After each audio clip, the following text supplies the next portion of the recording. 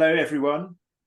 Welcome back to our Building an Enterprise Level System with Xero series.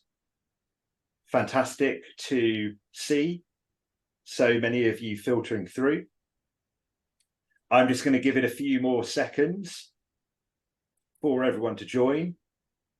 People finish the preparation of their coffees, and then we will get into the fantastic content that we have lined up for the next half hour. Brilliant to see so many people joining. Thank you very much for joining us today. I look forward to each and every one of these. It's fantastic. I've learned so much from the series so far. We had a brilliant kickoff webinar on Tuesday. Fantastic webinar yesterday, scaling your spend process, and really excited for this report at group level across Xero organizations session today. Just a couple of housekeeping points. There's the Q&A option that people will see. Please do fire through any questions on there as they come to you. And we've got time set aside for Q&A at the end. In terms of the plan for what we have coming up, we're going to do brief intros. We're then going to get into our discussion of reporting at group level across Xero organizations, and then I'll quickly cover what's coming up over the rest of the series before we get into the Q&A.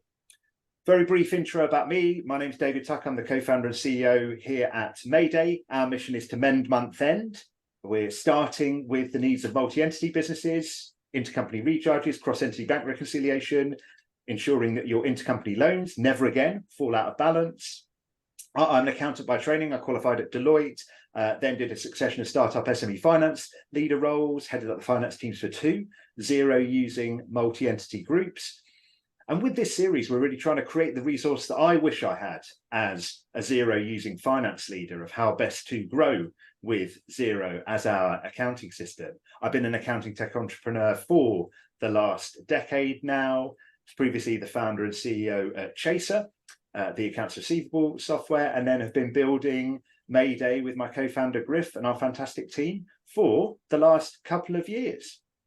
And then just to very briefly frame this series for anyone who's not yet had a chance to join one of these webinars. So at Mayday, we're for larger Xero users. The majority of our customers have in-house finance teams. And what we found was they kept coming back to the same two questions of, is Xero still the right system for me? And if the answer to that is yes, how long will that remain the case? Indefinitely? Or if not, what are the points where I need to think about moving from Xero to an ERP? And the nature of uncertainty is that when we don't know, it leads us to act earlier.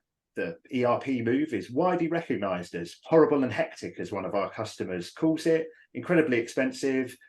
And that's even before the fact that 58% of ERP implementations fail. We've got this idea of what we call peace of mind, the peace of mind of knowing whether I can scale with Xero as my accounting system and for how long that will be the case. This system is very much framed from the perspective of how can we be useful to our target customer. It's not product marketing. It's not about how to build a best-in-class app stack. There's a reason I'm not wearing a Mayday t-shirt today. It's about righting the misconception that it's not possible for a business to scale with Xero into its growth phase. At the same time, we don't want to overcorrect. We don't want to replace one myth with another, that Xero is this all singing, all dancing panacea that will scale for every business for the remainder of its life. And so there will be some times where it's right to move from Xero to an ERP. And so we also want to touch on those as well. That's more than enough from me. Really excited to be joined by Tyler, Charl, and Harry today. I'm just now going to pass over to them to introduce themselves. Tyler, over to you. Hi, everyone, and David, thank you. Good to be here. I'm Tyler Caskey from TheBeanCounters here in Sydney, Australia. We specialise in helping businesses scope and implement systems. We specialise in the Xero system, or the Xero app ecosystem, but have also done larger ones as well, where the need is the most. I'm an ex-CFO for about 12, 13 years, and like David did my early years in like KPMG and Deloitte. have really kind of enjoyed trying to solve a lot of those different problems over those kind of last 2 decades, and quite excited about this topic. Thanks so much, Tyler. Charl, over to you. Thanks, David. I'm Charl Ryan. I'm the group financial partner for the Delta Drone South Africa group. We were a small company specializing in drone services. Over the years, grew, became a multi-entity group within the borders of South Africa, and eventually then spread our services internationally, currently in Ghana and in Australia. Amazing. Thanks so much, Charl. Brilliant to have you here. And Harry, over to you. Thanks, David. I just want to say I really enjoyed the first 2 webinars from this series as well, so I'm sure this one will go just as well. I'm Harry Symons, so I'm the head of customer success at Joiin. For those of you that don't know Joiin, we are the consolidated reporting app essentially for Xero, but equally QuickBooks and Sage as well. And we've been about 4 or 5 years now, really grown into that Xero ecosystem. Cheers. Amazing. Well, thank you so much, everyone. Absolutely brilliant to have you here and sharing your insights. First off, I just want to make sure that we're all aligned. What do we mean by report at group level? To me, it's about how easy you can show how the business operates with the outside world. For many entities, and I've done a lot of work with accounting firms of all examples, and they're always intercharging tax, and tax is working on audit businesses, and the accounts team are working on advisory jobs, and those inter-entity charges to me they don't matter, and they don't matter to the consolidated world or to investors. So it's really how you operate with the external world, and especially like how does your assets look, how does your debt look without all those large intercompany charges that might have 15 years of transactional history in there. Fantastic. I think that's such a brilliant way of framing it. How do you as a business, be multiple entities, as is relevant for this webinar, how do you operate with the outside world? Fantastic. So that's a great framing. I'm really keen for us to first go to, what does Xero itself? It has its own native functionality. Charl, Tyler, what does Xero itself do well in this area? From my experience, working with the day-to-day transactions, Xero makes accounting just really easy, and any business owner can understand the accounting and the day-to-day transactions of Xero, and the fact that Xero integrates with so many add-on apps. For instance, Joiin, which consolidates all the accounts for us. Xero itself just makes your life so much easier, getting reports quicker, and more efficiently. Yeah, I like that. I think Xero does the basics better than anyone else. That's the winner. For me, I was this afternoon, I was working with a doctor's practice, and they were talking to me about why they had all these, their banks didn't feel that right, and they had all these unreconciled invoices, like client invoices. And it's because they weren't using the bank rec screen kind of properly, and it was a new bookkeeper and that type of stuff. And the speed for me to be able to find that error as a kind of a CFO level, find that error, see who did it, ask them why they did it, and then they know it wasn't me, it wasn't anyone else, it was them that did it because of the audit trail. Remove and redo, reallocate those payments on the right selection, and fix up their books, get them ready for their VAT, GST lodgement. That speed of basic finance is amazing. And I've always found that the really good CFOs and FCs and heads of finance directors, it's easier to get your numbers right in Xero because you can pick up errors. Like I can run through a Xero balance sheet And within about 6-7 minutes, I'm going, oh, that feels off. All your loans feel off. Oh, you know, something doesn't kind of feel right. And then once I've found it, I can solve it faster than almost any other system. And that transparency, as along with the speed of processing, is the real winner on my side. Amazing. And so to segue from that into when it comes to group reporting, what are the growing pains?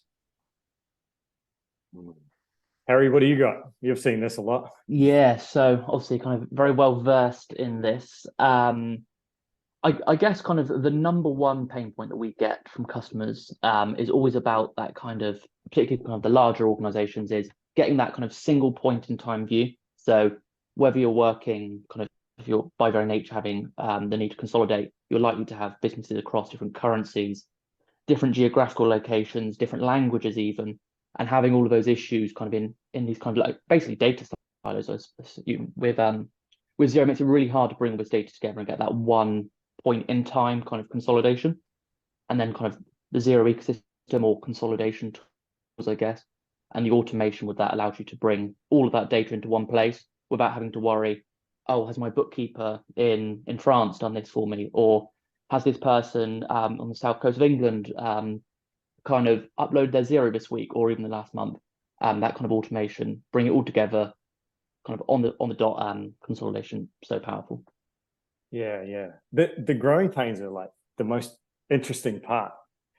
I've found inventories one of the most challenging parts for any business growing. That's always a really interesting conversation to have because there's so much volume in there. Consolidation is always a growing pain. And Harry, as you said, FX, like when people start like selling overseas, buying from overseas usually is not that hard. But when people start selling overseas, and do they have to have an on-presence function there? And then when people start distributing their finance function, there's a guy, Stephen Bragg, who wrote The Fast Close. And one of the first things he ever did when he came into a big organization was to try to centralize the finance team so he could control the deliveries. And so, especially if you're in an acquisition business, if you're growing, you're hiring an account payable person and or you're purchasing, finance team, and they might be in a whole nother state, they might be in a whole nother country, and then you've got time zones to deal with as well. So I find those are really challenging. But even on the small business scale, as you grow, it's about transactional reporting. David, if you and I run an accounting firm and we're two different businesses, I want to be able to look in the board meeting at your debtors at the same screen as my debtors. And combining those pieces of information is very hard for comparisons between the companies. So, multiple companies really struggle with metric reporting as well as P&L and balance sheet reporting too. Amazing. And Charl, I'm really keen to dig a bit deeper into your story as you've evolved and grown as a multi-entity business. What have been the pain points for you with Xero when it comes to group reporting? Originally, treating each entity as its own individual person on the accounting platforms, pulling out those reports into Excel and consolidating them manually, calculating your own average and spot rates of exchanges in order to apply the correct FX on multi-currency entities. That for us, that was the biggest growing pain, is doing consolidation manually. Opening up a new account on Xero to account for a new entity or branch, that wasn't the difficult part. But in the start, doing it manually whilst we were looking for a consolidation app to do all of this for us, but since we found an app that does all of that for us, consolidation is something we look forward to now. Amazing. That's really clear. So sorry, Charlie, you go. Yeah, on that, I've found with and Harry, I'm not trying to pump up consolidation apps, but you've got a great consolidation app, right? There's a few in the market, but it's good. And Charl, what I found, yours and my level, like if you're a financial controller or a CFO, I couldn't let go of my spreadsheet for my consolidation. And like, because I kind of knew consolidations, every now and then you get something wrong, like if there's an acquisition or something. But if I gave my spreadsheet to, say, my, financial accountant or junior accountant, often the concepts wouldn't quite be grasped, and it would come back balanced, but not quite right. What I found with the consolidation apps is I can actually delegate the process. So as a CFO, I might do the first couple months to get myself used to it, so I know to do it. But then being able to delegate an app, and then I can check it so fast, that was really good for me. The negative there is sometimes my junior team might not put together the logic to understand what a consolidation is. But if they do it often enough and you question them in the right way, I feel they start to get actually, intercompany loans need to not show because that's not our true debt to the outside world. So you can really ask better questions rather than doing the tappy tap on a computer. Exactly. That's fascinating. And Charl, you paint that picture so clearly, the kind of just increasing weight of more and more Excel exports as you add entities to the group, and then that increased complexity with different FX rates that you need to incorporate. And Tyler, I love the idea there of your consolidation tool being like a team member that you can delegate to. And that brings us brilliantly into the ecosystem and how it can help. Before we dive further into that, I would just like to check for, as we framed at the start of the series, we're not trying to kind of replace one misconception with another. Are there any situations that you've encountered when it comes to group reporting that would mean Xero plus its ecosystem is not enough and a business needs to think about moving to an ERP? It's a very challenging question. I was talking with a CFO of a 13 entity business today, and they're on MyOb, and they're considering switching to Xero and using Joiin or Fathom or whatever to consolidate. Or they're looking at ERP. And we try to say to them, give me a reason why you can't be on Xero to start with. And the reason has always been, I've found finance teams, I can save them about 40% of time being on Xero than almost any other accounting system because of the speed of the bank recs, of the automations and whatnot. You've got to work your butt off to get 40%. Out of the box, you'll get 20. Then you've got to chomp down each of those 1%. It's like putting Stripe in, creating bank rules, etc. But we try to say, give me a reason why not, right? And then they come back usually with, we've got a New Zealand entity. And I'm like, that's okay. We can do foreign exchange and Joiin. There's no trouble. And then they go, but I tested it and, I couldn't get it. And I'm like, that's okay. We've tested it. We've done it. Where it can get a little tricky is on really big, messy charts of accounts.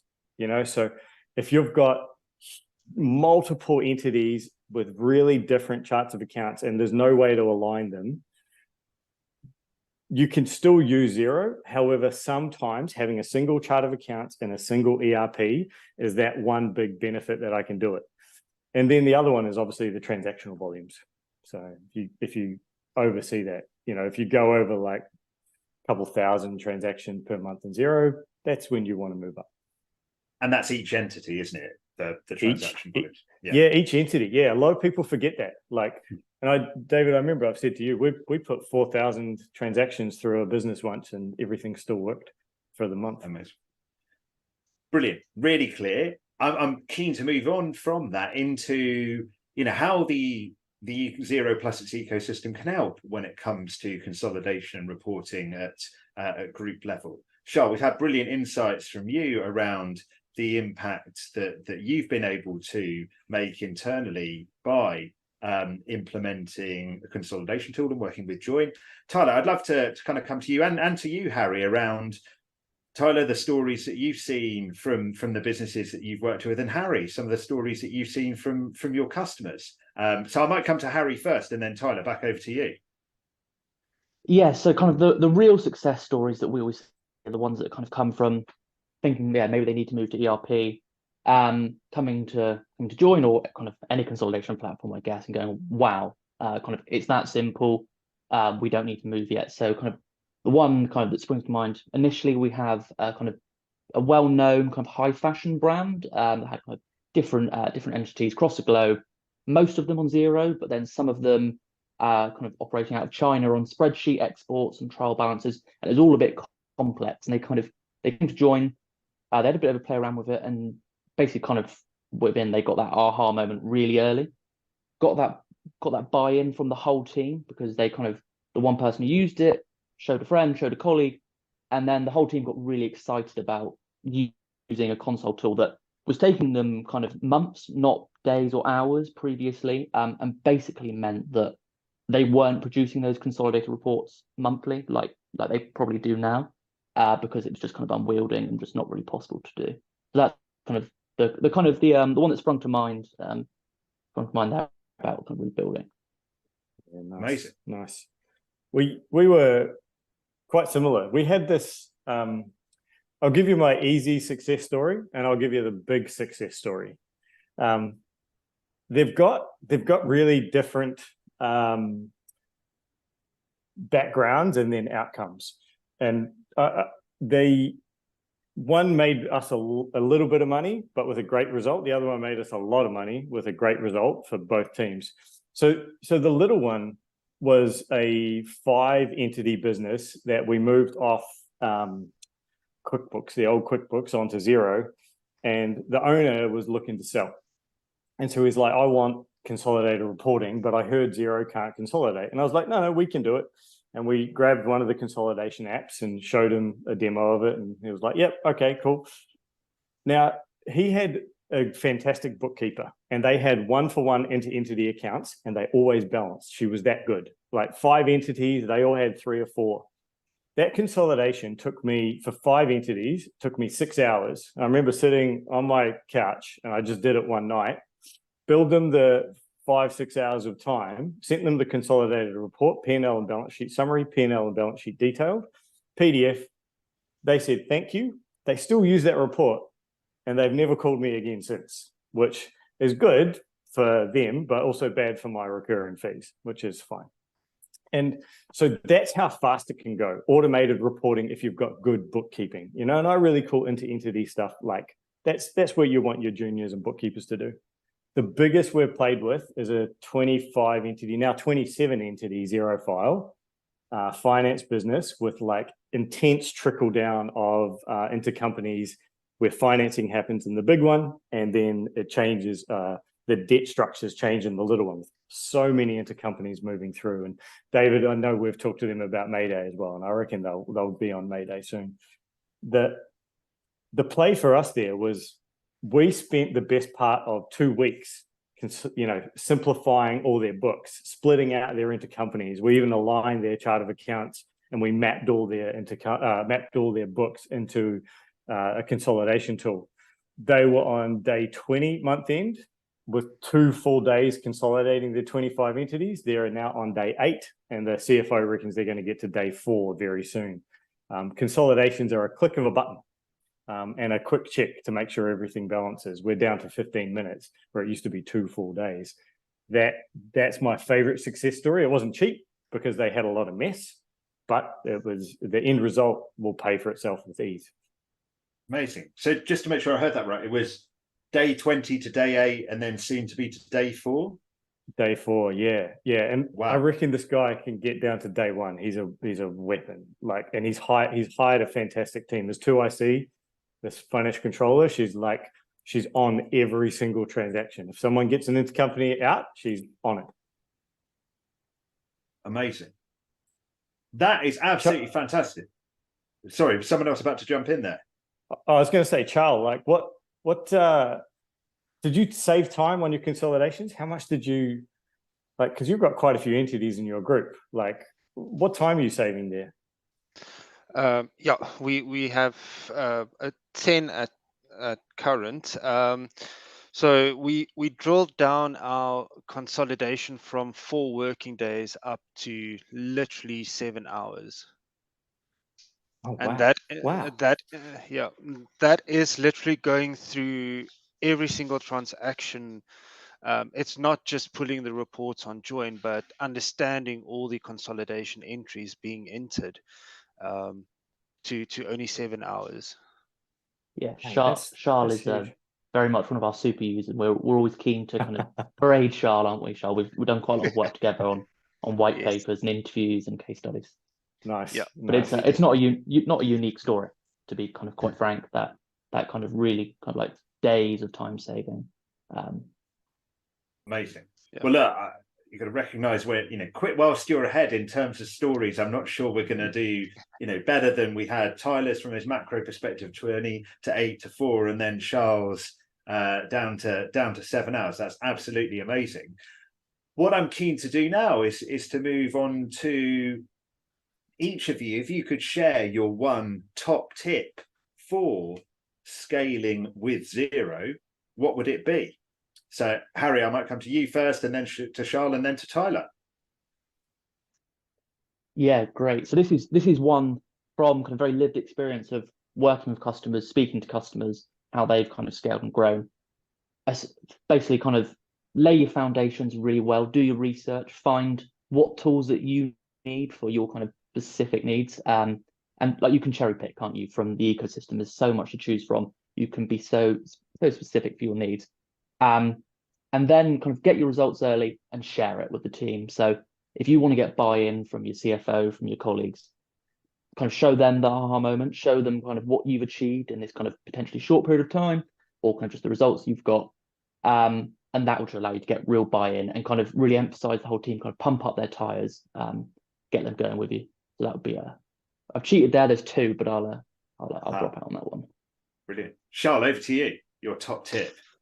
My top tip is not to be lazy with your chart of accounts. Yes, mapping on Joiin is very easy to create your custom reports and map all the different accounts into one line item, but never ever be lazy with your chart of accounts. Don't mix your external transactions with your internal intergroup or intercompany transactions. By splitting those up, it's just way easier in Joiin just to tell Joiin that this specific account auto eliminate immediately. Yeah, I'm a big fan of that, Charl. Like, I don't want to call that lazy accounting, but rushing. I'd rather spend the time to get my bookkeeping right so I can delegate it, because bookkeeping is easy to delegate, rather than fixing it month end. So I always we used to do these sentences in our team, and my team used to hassle me for like trying to, I don't know, preach on them, but it was like, do it once, do it right. Yeah. And we really took that on a transactional level. So if you've got a prepayment, put it straight to prepayments. Don't put it to expenses and then fix it at month end. Like, do the transaction once, just get it done right. And the whole goal was that created the audit trail, so you could go through, so you weren't looking at journals and running account transactions. So I really resonate with that, Charl. Like, it's about good bookkeeping. But David, if I gave my top tip, it would be really think about and plan, and don't be afraid to like break something and then put it back together. I suppose one of my favorite parts of any CFO role I came into was, I thrived in mess. Like, I really liked messy clients that, we're on day X, book, month end, or, nothing balances and we just couldn't get our bank funding because of X, Y, and Z, right? I really liked to think about, okay, what's the optimal system? And I remember coming into a few Microsoft Great Plains businesses and then being like, this just doesn't cut it. So like, I was trying to fix the business in Microsoft, and I was like, it's just not going to play. So at night, I spent the time creating Xero, ripping the trial balances across. And then I quickly realized how much faster we could be if we had multiple Xero files in there and we consolidated automatically. And then I really got to the stage where I was like, that painful time up the front, I would have loved to have a 2IC working with me. I just didn't have them hired at that time. really created the opportunity for me as a CFO later on to effectively be redundant, which is what a CFO should be. A CFO really should be doing no churn work. And so, looking at optimal systems, looking at good processes that are simple, clean, and able to be delegated creates, I think, a high functioning finance team and a high functioning CFO that is doing strategy work rather than, journals to fix prepayments every single month. Amazing. I mean, wow, what a rich discussion. Thank you so much, everyone. I am just going to quickly cover what's coming up over the coming days. So this is installment 3 of our 14-part webinar series about building an enterprise level system with Xero. So tomorrow we've got Level Up Your Management Reporting with Stuart Hurst, Stephen Paul, and Darren Glanville from Fathom. And then on Monday, we've got Proactively Manage Your Currency Risk with Sharon and Tracy from KTL and Glenn from Hedge Flows. And then on Tuesday, we've got Manage Complexity when scaling payroll with Beth Staff from Silvera, Dave Selleck from Siggrove, and Sabrina from Pento. So please do visit the link there to sign up to any and all other sessions that you're interested in. So I'm going to move on to the Q&A now, and I must compliment our panelists for doing an absolutely stellar job of responding to these questions as they've come through. So you can see 9 answered questions already there in the Q&A box.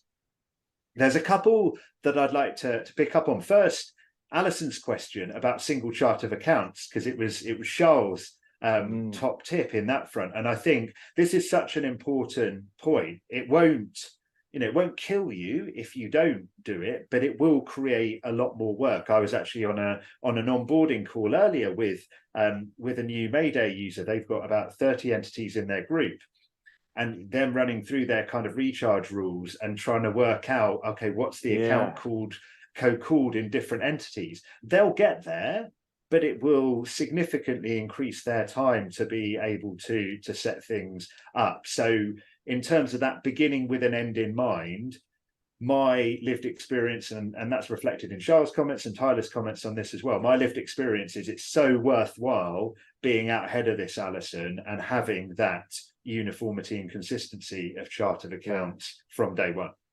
I just got converted to this too, and I'll quote him. His name's Simon Griffiths. He's the CFO of the Apollo Group, which does some of the best Greek and Japanese food here in Sydney. And he's an old CFO, grey hair, grey beard, but the nicest bloke. And I was like, mate, you don't need to worry about consistent chart of accounts. You got your 5 Xero files. It's totally fine. I was like, I can map them all together. Don't sweat it. And he goes, nope. He goes, I'm doing it. Making them all the same. And Alison, what this guy did better than anyone else I've ever seen is he created buckets. So buckets of 50. His revenue was 200 to 250. His COGS were 251 to 300. And so what happened, every now and then you had intercompanies that were, non-specific to the whole group. That might have been Tyler owed David money, but Tyler also owed Charl money. And, but in the other entities, Tyler didn't owe Charl money.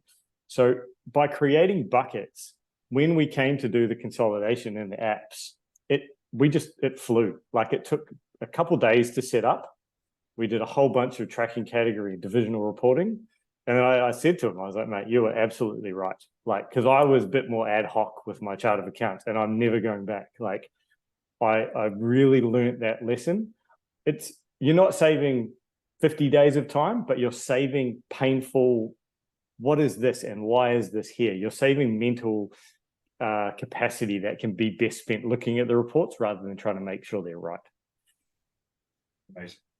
And then the other thing I was just keen to pick up on, because it's such an interesting point, Rob Brady asks about, when testing, different, particularly kind of multi-entity apps, I'm sort of reading between the lines on Rob's question, like how do you go about testing those with a kind of Xero sandbox? And it is a really interesting question, Rob, and I will share my perspective on this, and then I can see Tyler smiling away, so he may well gazump me in terms of a workaround of how to do this. But like, there's a Xero demo company. What we've seen others do for kind of testing Mayday is the Xero demo company, and then creating a trial and putting in some dummy data in there as the way to do it with kind of 2 or 3 entities, or being comfortable kind of, and this speaks to us as a product, but I know it'd be the case for others as well.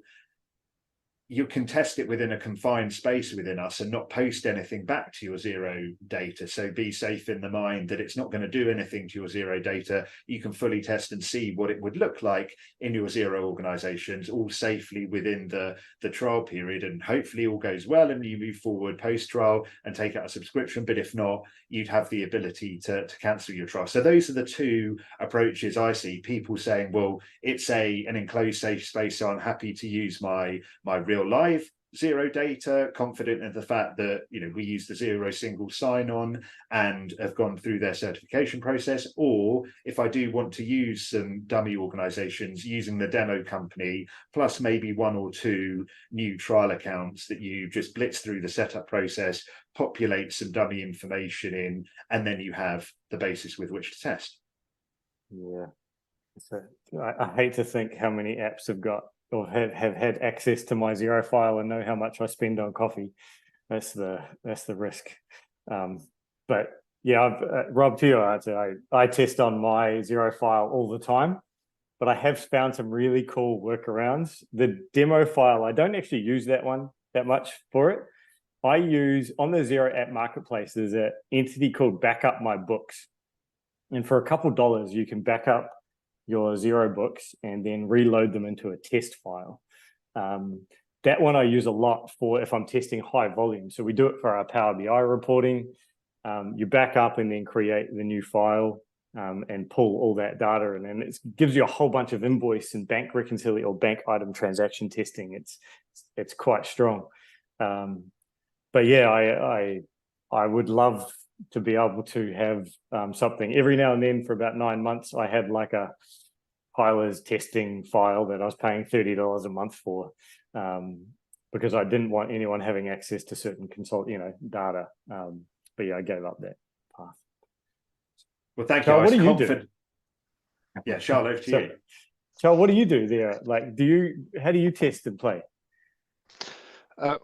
Well, basically, a lot of people is going to hate me for this, but I stick to the old school accounting, T accounts, GL, Excels. However, I have used the Excel demo account previously, and I can't complain about it. Yes, it might be in a different currency than your home country currency, but luckily for us, all the accounting principles is the same across the globe. So nice. Yeah, for myself, it's the Xero demo company or old school Excel with T accounts. Yeah, nice. Well, look, a huge thank you to everyone who's contributed with their fantastic questions today. A huge thank you to Charl, Tyler, and Harry for joining and sharing their phenomenal insights. It's been really, fantastic to get that kind of flavor of how Xero does the basics. Charl bringing to life the old way of reports into Excel, working out the kind of FX rates, and how the consolidation app can be a kind of, it's like a team member that one delegates to you to use Tyler's kind of shared experience, and the way that has brought results of the 20 to 8 to 4 day close that Tyler was talking about, and down to 7 hours that Charl shared. So thank you so much, everyone, for joining us, and really excited to see everyone across the course of the rest of the series. Have a great rest of your day. Thank you very much. Cheers. Good luck with the rest of the series, David. Take care. Cheers.